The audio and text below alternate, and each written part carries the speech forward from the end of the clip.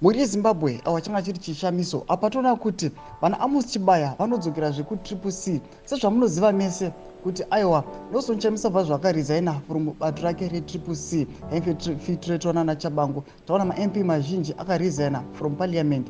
Tikaona vana Vana Chibaya ndopo vakatanga kusimudzira blue movement, asi muri Zimbabwe zvazongobuda pachina kuti muzara nhasi kuti aiwa politics hadzidi dzungu, politics hadzidi kumhanyirwa mberi muri Zimbabwe. Notoona kuti aiwa vana Vana Chibaya vanobatikira, vanoonekwa papress conference yakaitikwa muzuva rimwe chete rapfuura. Sarapinda munyaya yezvizere nokurudzira subscribe, like, turn on the bell icon.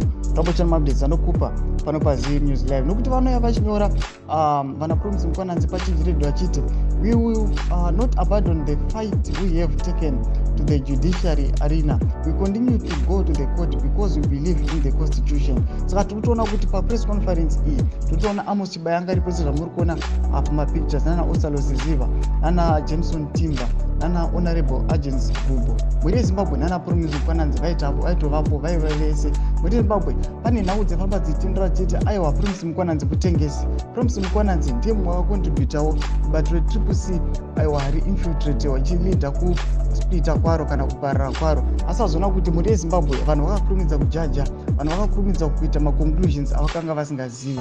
Muri Zimbabwe ichi chiitiko chasheka Zimbabwe yese, vanhu vasara vari noway kuti saka blue movement iya todii. Muri Zimbabwe chimbotudzai mafungiro enyu noti kudii pamusoro penyaya iyi. Ndine mukome section medu musangano subscribe like chete notina on the bell icon. Tambochana updates andokupa pano paZVAITWA News Live.